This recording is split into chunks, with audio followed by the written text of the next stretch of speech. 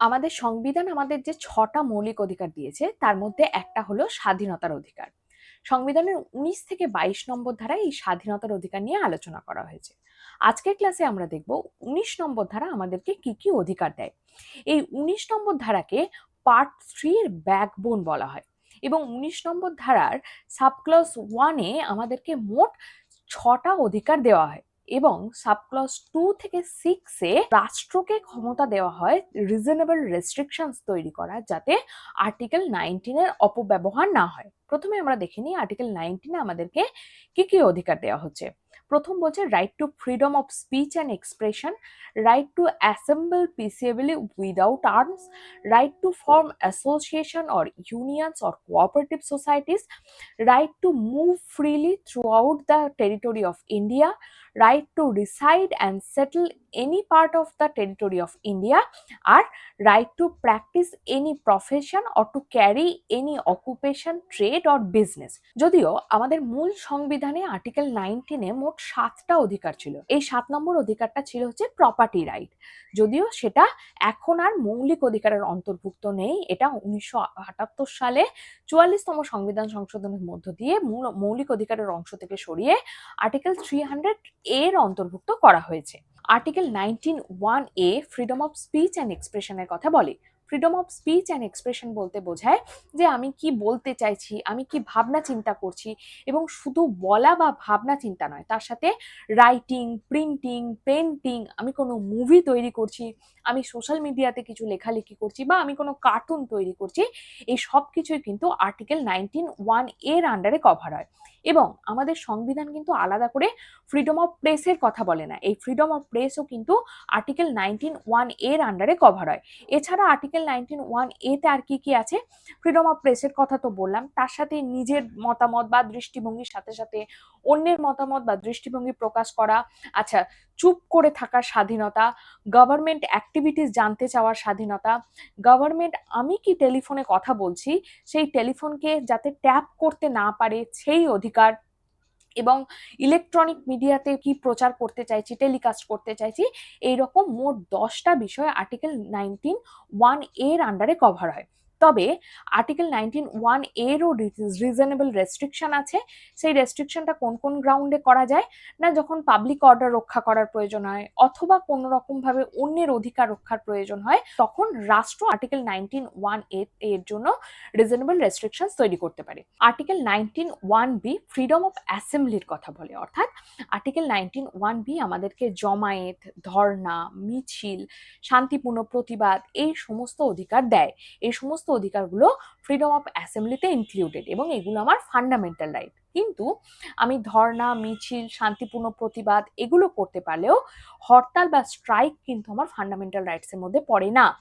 এবং আমি যদি কোনোভাবে ব্র্যান্ডেশন অফ আর্মস করি বা আমি কোনো ইললিগাল গ্যাদারিং করি, এগুলো কিন্তু রাষ্ট্র রেস্ট্রিক্ট করতে পারে, কারণ এগুলোতে পাবলিক অর্ডার বিঘ্নিত হতে পারে বা দেশের সভরেন্টি, ইন্টিগ্রিটি বিঘ্নিত হতে পারে।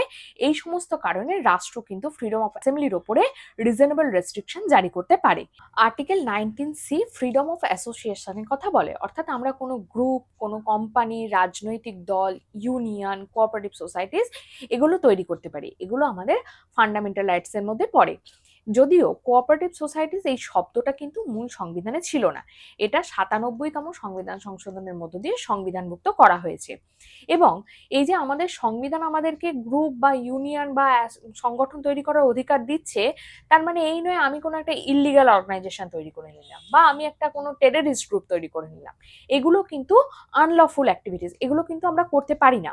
এবং এই সমস্ত আনলফুল অ্যাক্টিভিটিসকে রক্ষার জন্য আমাদের পার্লামেন্ট একটা আইন পাশ করে, যেটাকে বলা হয় আনলফুল অ্যাক্টিভিটিস প্রিভেনশন অ্যাক্ট, যেটা 1967 সালে প্রথম পাশ হয় এবং এটা 2019 সালে সংশোধিত হয়। এই আইনটার মধ্য দিয়ে কোনো একটা অর্গানাইজেশনকে বা কোনো একটা সংগঠনকে রাষ্ট্রের যদি মনে হয় যে এটা ইললিগাল কাজকর্ম করছে বা এর কাজকর্ম দেশের ইন্টিগ্রিটি, পাবলিক অর্ডার এগুলোকে নষ্ট করতে পারে, তাহলে কিন্তু রাষ্ট্র তার সেটাকে ব্যান করে দিতে পারে, বন্ধ করে দিতে পারে। আর্টিকেল 19D বলছে ফ্রিডম অফ মুভমেন্ট, অর্থাৎ আমরা ভারতবর্ষের ভূখণ্ডের মধ্যে যে কোনো জায়গায় ফ্রিলি মুভ করতে পারি। এখানে কিন্তু গুরুত্বপূর্ণ হচ্ছে ভারতের ভূখণ্ড, এখানে ইন্টারন্যাশনাল ট্রাভেলের কথা কিন্তু বলা হচ্ছে না। এবং জনগণের জন্য ভারতবর্ষের যে কোনো অংশে মুভমেন্টের অধিকার থাকে, তাহলে সেটা জনগণের মধ্যে একটা ন্যাশনাল ফিলিংকে স্ট্রং করতে সাহায্য করে। তবে এই অধিকারটারও কিছু রেস্ট্রিকশনস আছে। যদি সেটা খুব হাই সিকিউরিটি জোন হয়, বা শিডিউল ট্রাইবদের জন্য রেস্ট্রিক্টেড এলাকা হয়, বা কোনো মিলিটারি এলাকা হয়, সেই সমস্ত জায়গায় কিন্তু মুভমেন্টের অধিকারকে রেস্ট্রিক্ট করা হয়। অথবা যদি কোনো কারফিউ বা লকডাউন জারি করা হয়, তখনও কিন্তু জনগণের মুভমেন্টকে রেস্ট্রিক্ট করতে রাষ্ট্র পারে। নেক্সট হচ্ছে ফ্রিডম অফ রেসিডেন্স, যেটা আর্টিকেল 19(1) তে বলা হচ্ছে। আমাদের সংবিধান আমাদেরকে ভারতবর্ষের যে কোনো জায়গায় রেসাইড মানে অল্প কিছুদিনের জন্য বসবাস অথবা সেটেল করার অধিকার দিচ্ছে। অর্থাৎ ভারতবর্ষের যে কোনো অংশে গিয়ে আমরা অল্প কিছুদিনের জন্য বসবাস করতে পারি, অথবা সেখানে আমরা স্থায়ীভাবে বসবাস করতে পারি। তবে এক্ষেত্রেও কিছু রেস্ট্রিকশনস আছে, যেমন সেই জায়গাটা যদি শিডিউল ট্রাইবদের এলাকা হয়, বা সেটা যদি মিলিটারি বেস হয়, বা সেটা যদি কোনো ডিপ্লোম্যাটিক এরিয়া হয়, বা বায়োডাইভার্সিটির কোনো এলাকা হয়, সেই সমস্ত জায়গায় কিন্তু আমরা বসবাস করতে পারবো না। সেই সমস্ত জায়গায় কিন্তু বসবাসের থেকে রেস্ট্রিকশন আছে। নেক্সট হচ্ছে ফ্রিডম অফ প্রফেশন। আর্টিকেল 19(1) বলছে ফ্রিডম অফ প্রফেশনের কথা, অর্থাৎ ভারতবর্ষের জনগণের নিজের ইচ্ছা মতো পেশা নির্বাচন বা ব্যবসা বাণিজ্য করার অধিকার কিন্তু সংবিধান আমাদেরকে দিচ্ছে। মানে জীবন ধারণের জন্য আমি যে কোনো পেশা গ্রহণ করতে পারি। তবে হ্যাঁ, যে পেশাটা আমি গ্রহণ করতে চাইছি, যদি আমি ডাক্তার হতে চাই বা যদি আমি শিক্ষক হতে চাই, তাহলে তার যে নির্দিষ্ট যোগ্যতার মাপকাঠি, সেই যোগ্যতাটা আমাকে অর্জন করতে হবে, তবেই আমি সেই পেশাটা পেতে পারি। তবে হ্যাঁ, যদি আমার মনে হলো যে আমি টেররিস্ট হব, আমি কোনো ইল্লিগাল কাজকর্ম করব, সেটা কিন্তু অ্যালাউড নয়। তাহলে আজকের ক্লাসে আমরা দেখে নিলাম যে আর্টিকেল 19 আমাদেরকে কি কি অধিকার দেয়। Thank you for watching.